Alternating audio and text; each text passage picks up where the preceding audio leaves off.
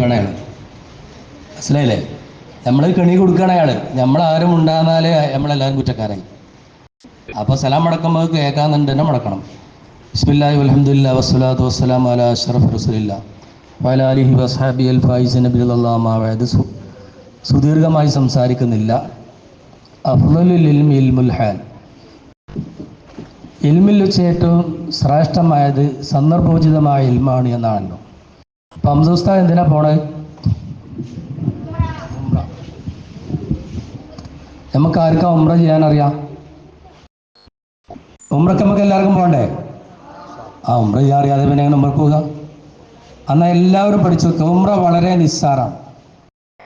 ആദ്യമായി നമ്മൾ ചെയ്യേണ്ടത് ഇഹ്റാം ചെയ്യലാണ്. നവൈത്തുൽ ഉംറത വ അഹറംതു ബിഹി ലില്ലാഹി തആല. ഞാൻ അള്ളാഹുവിന് വേണ്ടി ഉംറ ചെയ്യാൻ ഉദ്ദേശിച്ചു, ഉംറക്ക് ഇഹ്റാം ചെയ്തു എന്ന് മനസ്സിൽ കരുതുക. ഇതാണ് ഉംറൻ്റെ ഇഹ്റാം. ഇഹ്റാമോടുകൂടെ പുരുഷന്മാരാകുമ്പോൾ ചുറ്റിത്തുന്നിയ വസ്ത്രമൊന്നും ധരിക്കാൻ പാടില്ല. ചുറ്റിത്തുന്നിയ വസ്ത്രം തന്നെ അടിവസ്ത്രം ധരിക്കാൻ പാടില്ല, പാൻറ് ഇടാൻ പാടില്ല, പിന്നെ ബനിയൻ ഇടാൻ പാടില്ല, പോലത്തെ ഒന്നും പുരുഷന്മാർക്ക് പാടില്ല. അതൊക്കെ വിശദമായിട്ട് നമുക്ക് പിന്നെ പറയാം. ചുരുക്കത്തിൽ എങ്ങനെ ഉംറ ചെയ്യണമെന്ന് നമ്മളൊന്ന് പഠിക്കണം. ഇവിടെ കൂടിയ എല്ലാ ആളുകൾക്കും ഇൻഷാ അല്ലാഹ് അല്ലാഹു തആല ഉംറ പഠിക്കുമാണോ ഉംറ ചെയ്യാൻ ഹജ്ജ് ചെയ്യാനും അല്ലാഹു തൗഫീഖ് ചെയ്യട്ടെ. ഇത് നമ്മൾ കൂടുതൽ ആഗ്രഹിക്കലാണ്. ആഗ്രഹിച്ചാൽ നടക്കും. നമ്മൾ പലതും മനസ്സിലാക്കിയത് എന്താണോ? ഉംറ ചെയ്യൽ എല്ലാ ബാധ്യതയും എല്ലാം കഴിഞ്ഞിട്ടാണെന്നാ. അല്ല, നമുക്ക് 10 സെൻറ്റ് സ്ഥലമുണ്ട്, അതിലൊരു വീടുണ്ട്. അതിന് 1 കോടി രൂപ വില കിട്ടും. നമുക്ക് താമസിക്കാനാകെ 25 ലക്ഷത്തിൻ്റെ ഒരു വീടും ഒരു 5 ലക്ഷത്തിൻ്റെ പറമ്പുമാണ് ആകെ ആവശ്യമുള്ളത്. ഇത് കഴിച്ചിട്ട് ബാക്കിയുണ്ടെങ്കിൽ അയാൾക്ക് ഹജ്ജും ഉംറയും ചെയ്യൽ നിർബന്ധമാണ്. അതൊന്നും നമ്മൾ മനസ്സിലാക്കുക. അപ്പോൾ ഉംറ ചെയ്യേണ്ട രൂപം ആദ്യമായിട്ട് ഇഹ്റാം ചെയ്യുക. എന്താ ഇഹ്റാം? നവൈത്തുൽ ഉംറത വ അഹറംതു ബിഹാ ലില്ലാഹി തആല. മലയാളത്തിൽ പറഞ്ഞാൽ മതി, അള്ളാഹുവിന് വേണ്ടി ഞാൻ ഉംറ ചെയ്യാൻ കരുതി, ഞാൻ ഉംറക്ക് ഇഹ്റാം ചെയ്തു എന്ന് പറഞ്ഞ് മീക്കാത്തിൽ നിന്ന് ഇഹ്റാം കിട്ടുക. നമ്മളെ മീക്കാത്ത് എയർപോർട്ടാണ്. എയർപോർട്ടിൽ നിന്ന് നമ്മൾ ഇഹ്റാം കിട്ടിയിട്ട് പോകും. പോയിട്ട് നേരെ ഹറമിൽ പോകും. ഹറമിൽ പോയി നമ്മൾ ചെന്ന ഉടനെ കഅബ നിങ്ങളെല്ലാവരും കണ്ടിട്ടില്ല ഫോട്ടത്തിൽ? അല്ലാഹു തആല നേരിട്ട് കാണാൻ തൗഫീഖ്.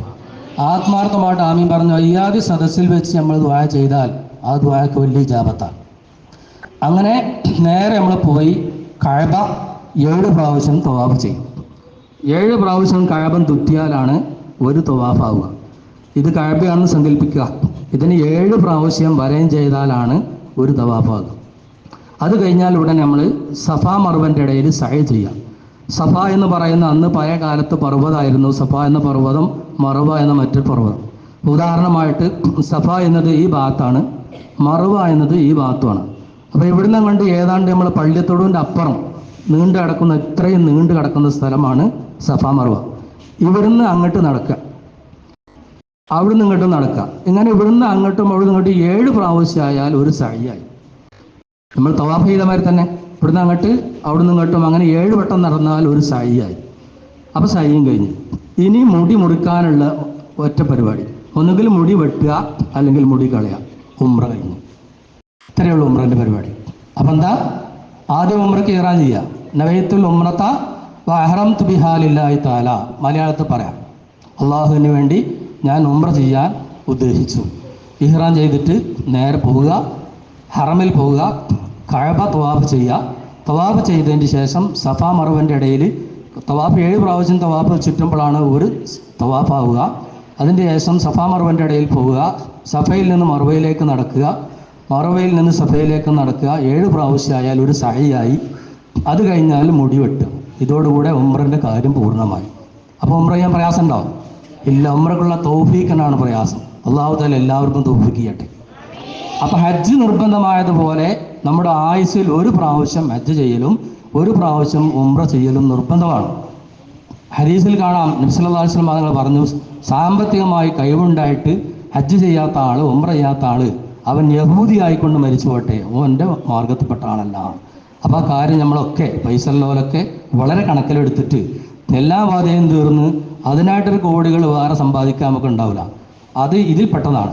അഥവാ ഒരാൾ ഹജ്ജ് ചെയ്യാതെ മരിച്ചാൽ, നേരത്തെ ഉമ്മർക്ക ഒരു വിഷയം പറഞ്ഞു, അത് കേട്ടതുകൊണ്ട് തിരുത്തൽ നിർബന്ധമായതുകൊണ്ട് ഞാൻ തിരുത്തുകയാണ്. ഒരാൾക്ക് ഹജ്ജിന് പോകാൻ കഴിയാത്തതുകൊണ്ട് അയാൾ പള്ളി ഉണ്ടാക്കി, അയാൾ മദ്രസ ഉണ്ടാക്കി, അയാൾ ഒരു യത്തീങ്ങാൻ ഉണ്ടാക്കിയിട്ട് കാര്യം, അയാൾ ബാധ്യത തീർന്നിട്ടില്ല. ഹജ്ജിന് പോകാൻ കഴിയാത്ത ആൾക്ക് ഇസ്ലാമിൽ അതിന് സംവിധാനമുണ്ട്. രണ്ടാണ്, മുസ്തത്തിയും ബി നഫ്സിഹി മുസ്തത്തിയും ബി വൈരിഹി. സ്വയം ഹജ്ജിന് പോകാൻ കഴിവുള്ള ആൾ, സാമ്പത്തികമായും ശാരീരികമായും പോകാൻ കഴിവുള്ള ആൾ അങ്ങനെ തന്നെ പോകണം. വേറെ ആൾക്ക് സാമ്പത്തികമായി കഴിവുണ്ട്, ശാരീരികമായി കഴിവില്ല, അയാൾക്കാണ് മുസ്തത്തിയും ബി വൈരിഹി എന്ന് പറയുക. അയാൾ ഹജ്ജിന് പൈസ കൊടുത്തിട്ട് ആളെ കൊണ്ട് ഹജ്ജ് ചെയ്യിക്കണം. അപ്പോൾ എനിക്കിപ്പോൾ സാമ്പത്തികമായിട്ട് കഴിവുണ്ട് സങ്കല്പിക്കും, ശാരീരികമായിട്ട് എന്തോ അസുഖമാണ്, പോകാൻ പറ്റുന്നില്ല. വിദഗ്ധന്മാരായ ഡോക്ടർമാർ പറഞ്ഞു ഒരു നിലക്കും നിങ്ങൾക്ക് യാത്ര പാടില്ല. ഞാൻ എന്ത് ചെയ്യണം? ഹജ്ജിന് നേരത്തെ പോയ ഒരാളെ ഞാൻ ഏൽപ്പിക്കുക, എനിക്ക് വേണ്ടി നിങ്ങൾ ഹജ്ജ് ചെയ്യണം, അതിൻ്റെ എല്ലാ പൈസയും കാര്യങ്ങളൊക്കെ ഞാൻ കൊടുക്കുക. അങ്ങനെ കൊടുത്തിട്ട് അയാളെ ഇഹ്റാം ചെയ്യുമ്പോൾ അയാളെ ഇഹ്റാം ചെയ്യല്ലേ ചെയ്യുക, ഞാൻ ആ ബാക്കവിസ്താവിന് വേണ്ടിയിട്ട് ഇഹ്റാം ചെയ്യുന്നു, ഹജ്ജിന് ഇഹ്റാം ചെയ്യുന്നു എന്ന് പറഞ്ഞാണ് അയാൾ ഇഹ്റാം ചെയ്യേണ്ടത്. എന്നിട്ട് ഹജ്ജിൻ്റെ എല്ലാ കാര്യങ്ങളും എനിക്ക് വേണ്ടിയാണ് അയാൾ ചെയ്യേണ്ടത്. അയാൾക്ക് അന്ന് ആ വർഷത്തിൽ ഒരിക്കലും ഹജ്ജ് ചെയ്യാൻ പറ്റില്ല. അപ്പോൾ അതുകൊണ്ട് സാമ്പത്തികമായി കഴിവുള്ള ആളുകൾ മറ്റുള്ള എന്ത് കർമ്മങ്ങൾ ചെയ്താലും ശരി, ഇസ്ലാമിൻ്റെ 5 കാര്യങ്ങളിൽപ്പെട്ട ഒരു കാര്യമാണ് ഹജ്ജും ഉംറയും. അത് ചെയ്തേ പറ്റും. അവൻ ചെയ്യാൻ അവന് ശാരീരികമായി കഴിവില്ല എങ്കിൽ, സാമ്പത്തികമായി കഴിവില്ലെങ്കിൽ ഓക്കെ, പ്രശ്നമില്ല. ശാരീരികമായി കഴിവില്ലാത്ത ആളാണെങ്കിൽ, അയാൾക്ക് വാഹനത്തിലിരിക്കാൻ പറ്റൂല, നിങ്ങളുടെ പ്രയാസമാണെങ്കിൽ വേറെ ആളെ ഏൽപ്പിക്കണം. ഏൽപ്പിച്ചിട്ട് ചെയ്യാൻ അയാൾക്ക് നിർബന്ധമാണ്. അഥവാ ചെയ്തിട്ടില്ലെങ്കിൽ അയാളെ സ്വത്ത് ഓഹരി ചെയ്യുന്ന നേരത്ത് അതിനുള്ള വിഹിതം മാറ്റിവെച്ചതിന് ശേഷം മാത്രമേ ആ സ്വത്ത് ഓഹരി ചെയ്യാൻ പാടുള്ളൂ. അല്ലെങ്കിൽ ആ മക്കൾ തിന്ന സ്വത്തുനിന്ന് മുഴുവനും ഹറാമാണ്. കാരണം സക്കാത്തിൻ്റെ വിഹിതം പോലെ ഹജ്ജിൻ്റെ വിഹിതം ഇതിൽപ്പെട്ടത് കൊണ്ട് അത് മാറ്റിവെക്കാത്ത നിലക്കാണ് ഓഹരി ചെയ്തതെങ്കിൽ ആ ഓഹരി ചെയ്ത സമ്പത്ത് ആരൊക്കെ ഉപയോഗിക്കുന്നുണ്ടോ അതൊക്കെ ഹറാമായ സ്വത്താണ്. അപ്പം അതുകൊണ്ട് അഥവാ ഹജ്ജ് ചെയ്തിട്ടില്ലെങ്കിൽ മക്കൾ ചെയ്യൂല. മക്കൾ ഒരിക്കലും അതിൽ നിന്ന് വാപ്പാക്ക് വേണ്ടിയിട്ട് മാറ്റിവെക്കാൻ തയ്യാറാവില്ല. അതുകൊണ്ട് നമ്മുടെ ജീവിതകാലത്ത് നാം അത് ചെയ്താൽ അതിൻ്റെ ബാധ്യത നമുക്ക് തീരും, അല്ലെങ്കിൽ ഒരിക്കലും തീരില്ല. സാമ്പത്തികമായി പ്രയാസം ഉള്ള ആളുകൾക്ക് പ്രശ്നമല്ല. ഹജ്ജിൻ്റെ ഇസ്ലാമിലെ എല്ലാ കർമ്മങ്ങളും എല്ലാവർക്കും നിർബന്ധമല്ല. നോമ്പ് എല്ലാവർക്കും നിർബന്ധമല്ല, ഹജ്ജ് എല്ലാവർക്കും നിർബന്ധമില്ല. അതുപോലെ തന്നെയാണ് സക്കാത്തും എല്ലാവർക്കും നിർബന്ധമല്ല. സക്കാത്ത് പൈസ ഉള്ളവർക്ക് നിർബന്ധമുള്ളൂ. നോമ്പ് ശാരീരികമായി അതിന് ആഫിയത്തുള്ള ആൾക്ക് നിർബന്ധമുള്ളൂ. രോഗിയായ ആളാണെങ്കിൽ അയാൾക്ക് നോമ്പ് നിർബന്ധമല്ല, പകരം മുദ്ദു കൊടുത്താൽ മതി. ഹജ്ജും അങ്ങനെ തന്നെയാണ്. സാമ്പത്തികമായും ശാരീരികമായും വഴിയും എല്ലാം കൂടി ഒത്തുകൂടിയ ആളുകൾക്ക് മാത്രമേ ഹജ്ജ് നിർബന്ധമുള്ളൂ. അപ്പോൾ അത് നിർബന്ധമുള്ള ഓരോ കാര്യങ്ങളും നിർബന്ധമുള്ള ആളുകൾ അത് ചെയ്യണം. നമുക്കൊക്കെ അതിയായ ആഗ്രഹമുണ്ട് റഹ്മാൻ റബ്ബ് സുബ്ഹാനഹു വ തആല മഖ്ബൂലും മബ്റൂറുമായ ഹജ്ജും ഉംറയും സിയാറത്തും ചെയ്യാൻ അള്ളാഹു തൗഫീഖ് നൽകട്ടെ. ഈ സമയത്ത് ഞാൻ പ്രത്യേകമായി കൊണ്ട് ഞാൻ ഓർക്കുന്നത് നമ്മുടെ മർക്കസ് അലുമിനി പ്രവർത്തകരെയാണ്. അൽഹംദുലില്ലാഹ് ഒരുപാട്